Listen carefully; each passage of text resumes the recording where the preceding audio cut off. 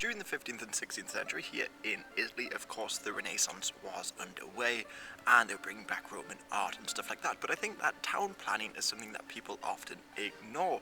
But the ideal city, well, the idea of an ideal city was pretty prevalent at the time, and this was because many cities like Milan and Venice were hit by the plague, but with the exception of potentially Livorno, they never really got put into practice until the 18th and 19th century. Of course, the idea of an ideal city wasn't exclusive to the Italians. The English, for instance, had a similar concept. I mean, Thomas More in his book Utopia wrote about uniform houses, and surprisingly there was no private property, but I should probably do another video on that book because it's quite interesting.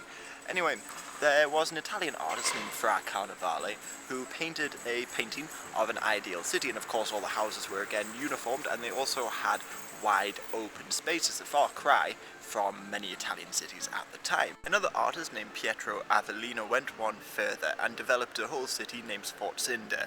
Now, unlike other artists who tried to imitate the old Roman city designs, he based his city on the shape of a star. Now, of course, this has a lot to do with geometry, but it probably also has something to do with his interest in magic as well.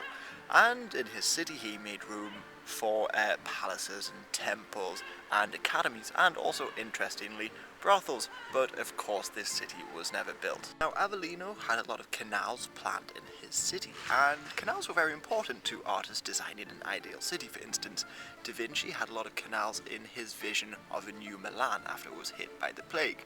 Now, the canals would run alongside the sewage, but interestingly, his city was sort of two-tiered, so the canals and sewage would run in the lower tier alongside the poor, who conducted all the commercial activities down there, but the rich would walk on an upper tier of the city, free from the dirt and the poor people.